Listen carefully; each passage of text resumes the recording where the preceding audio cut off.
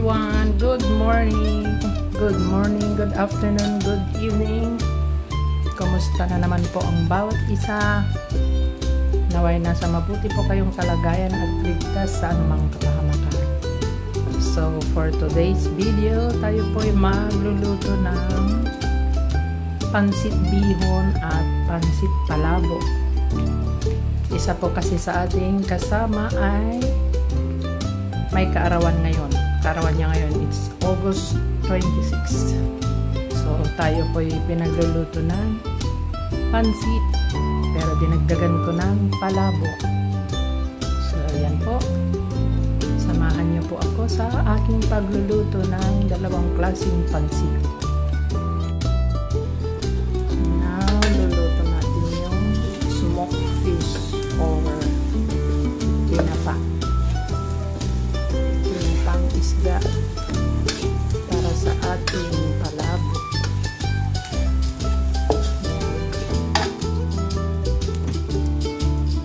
Sangag-sangag lang natin yan. Nakapaglaga na po tayo ng itlog. Ito po yung shrimp. Ito po yung annatto seed powder or yung achuete. Ito yung chicharong baboy, dirurok ko na. Ito yung kalamansi. Yan yung pansit para sa palabo. Yan, start na po tayong mag-umpisa ng ingredients ng palabo. So yan na po yung ating kawali. Ilagyan ko na ng mantika.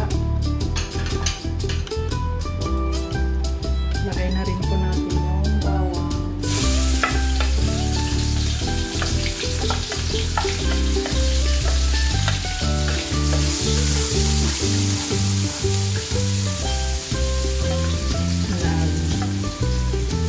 Set aside ako ng kalahating bawang para sa pansit naman. At ito yung shallot.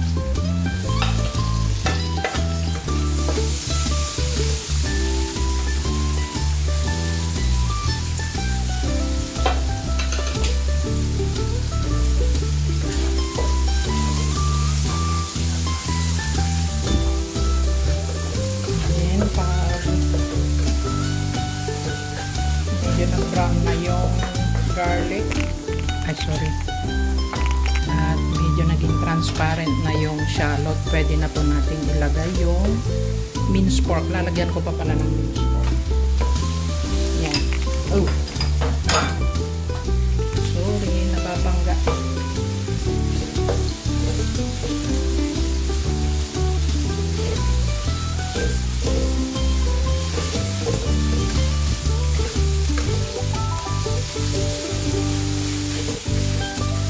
Isa lang po natin hanggat maluto yung pork.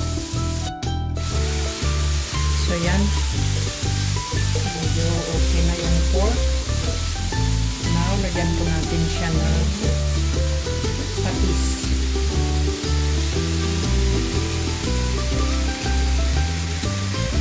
Yan po ang pampalasa. And ground black pepper.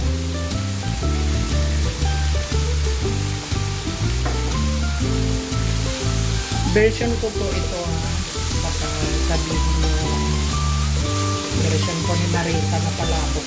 Marieta na palabo.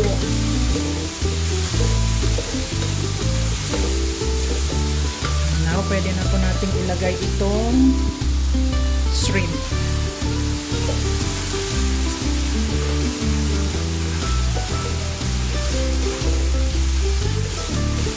Pagkaluto ng shrimp, pwede po tatanggalin ko po siya para hindi masyado. Pag matagal po kasing nakahalo yung shrimp, tumitigas po yung laman niya. So, lutuin lang natin siya. Pag naluto na, tatanggalin ko siya. Set aside ko. Konti lang yung ilagay ko. Kasi ilan lang naman kaming kakain. Yan. So, antayin natin maluto yung shrimp. So, yan. Luto na po yung shrimp. Tanggalin na po natin.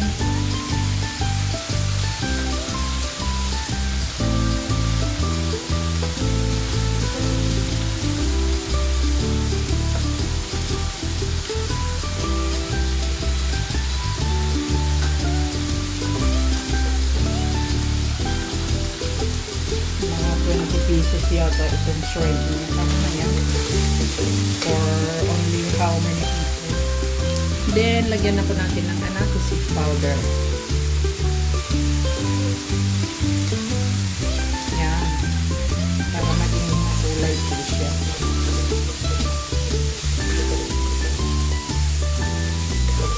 Makulay ang palaki.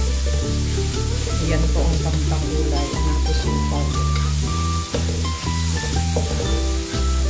Kung yung seed talaga ang ilalagay nyo, bago nyo igisa yung oil, ilagay nyo yung oil and then saka nyo ilagay yung annatto seed. Hayaan nyo muna siyang kung maging makulay and then tanggalin nyo, saka nyo ilagay yung garlic, shallot. Magiging makulay siya, para magiging ganyan din siya. Nagdagan ko pa pati.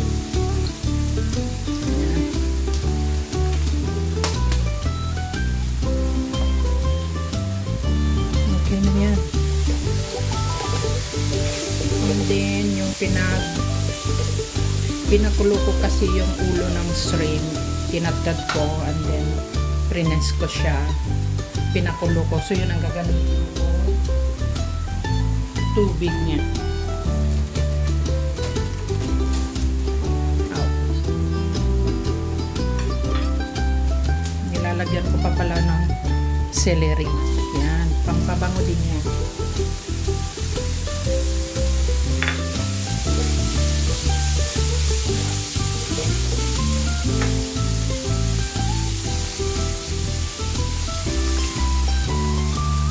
So, yan. Hayaan po natin kumulo.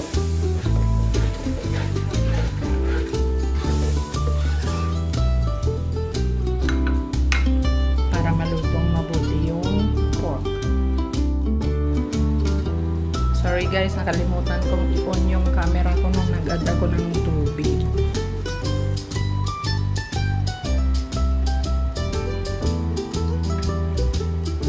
Yan po siya. Ganda ng kulay. Naglagay din ako ng konting tinapa flakes. Kasi yung ititira ko, ilalagay ko mamaya sa ibabaw niya. Yan.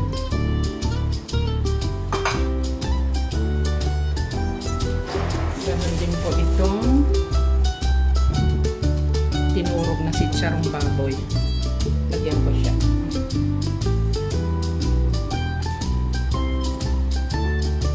Yan. Para maging malasa siya. So, antayin lang natin siyang kumulo. And then, ibalik na natin yung shrimp mamaya. At may pang toppings na akong itlog,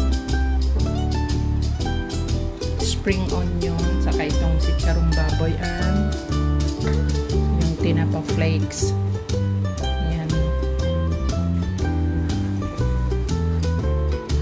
Para lumapot, lagyan nyo rin po ng kaunting cornstarch. Yan. So, antayin po natin lumapot. And then, pwede na po yan. Ihalo ko na yung, mag-separate lang ako ng sauce para pang toppings ko rin. Idagdag ko sa mamaya. And then, ihalo ko na yung pinaka-noodles niya. Yan po. So, antayin lang po natin kumulo. So, tikman po natin kung tama yung timpla niya.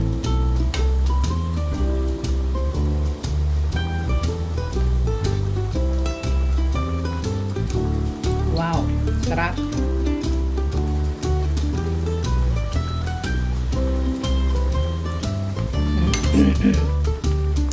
Yummy na. Dagdagan ko lang ng kaunting lagay ko na itong shrimp.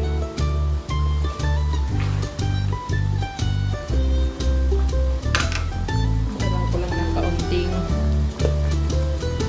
pepper powder and a little bit of fish sauce or patis. Yan. Okay na. Okay na rin yung lapot niya. maraming sauce. Hindi nakalog mabuti yung kanyang paminta. Gusto ko sa palabok yung sushi, maraming sauce. More yummy. So yan po. So yan. Tapos na po sa palabok. Next, yung bihon naman. So yan, tapos na po natin haluin yung palabok. Mamaya, gaganda yan pag nalagay na natin yung toppings niyang egg, dinurog na chicharong baboy, tinapa flakes, spring onion. So mamaya magkakaroon siya ng kulay. Ganyan lang siya kasi nahalo lang yung sauce niya. Mamaya pagagandahin natin. Ayan po. Next ay bihon na. Done decorating the palabok. Yan na ngayon. So next, pansit bihon naman. Lagyan na po tayo ng oil.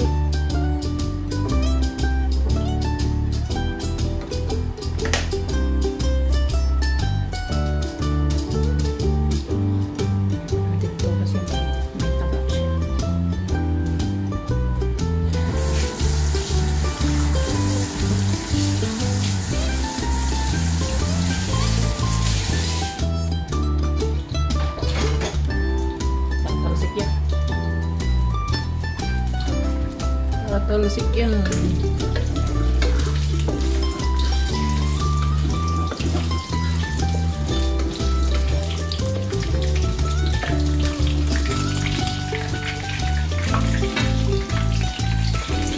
Ilagay yung garlic.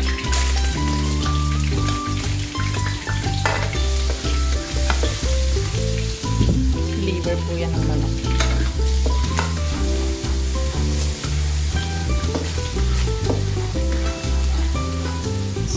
Muna natin siya. Ayan,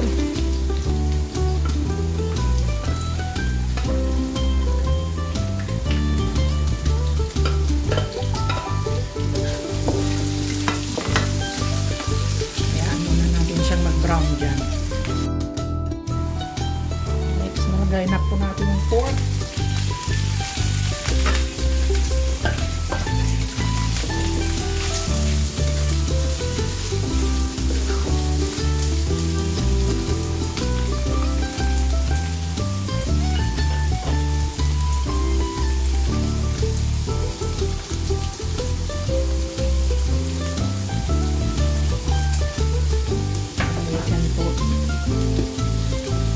A little bit soy sauce now, and then ground black pepper, and also fish sauce, pampalasa, dagdag pampalasa. Yan, gisa-gisa lang natin. Ilagay na natin yung chicken liver.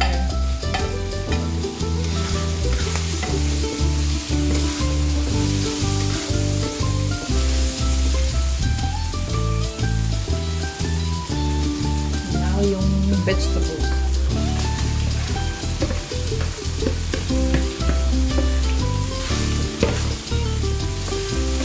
Gisa-gisa lang natin yan. Haluin lang natin. Lutuin lang po natin ito ng half cook. Sarap pag half cook. Ano po yan? Carrots, celery,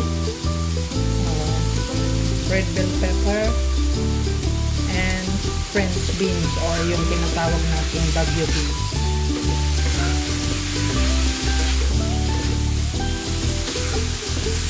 Lutuin lang natin siya ng half cook. Lagay lang po natin itong cabbage.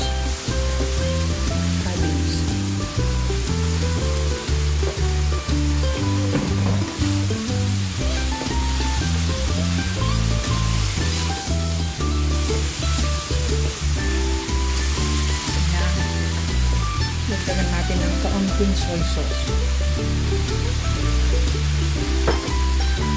Lutuin lang natin sandali and then tanggalin natin yan. Tinanggal po natin yung gulay. So, dagdagan natin ng tubig yun.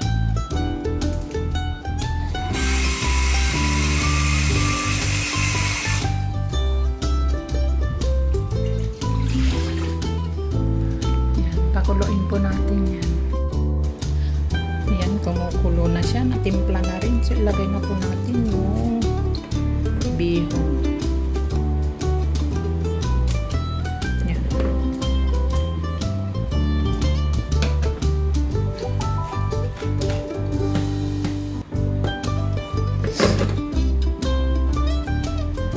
Ayan lang natin siyang kumulo ng kumulo dyan. Mauubos din yung sabaw niyan. Yan. Ubos na yung tubig niya.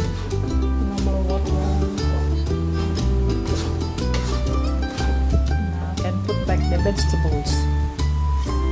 Yeah.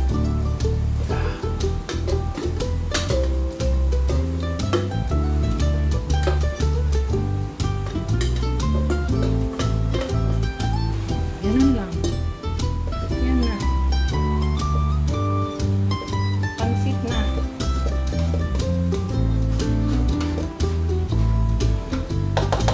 So yan po. Maraming salamat po sa inyong pagsama sa akin sa pagluluto ko ng dalawang klaseng pansit palabok at pansit bihon. So maraming salamat. God bless everyone.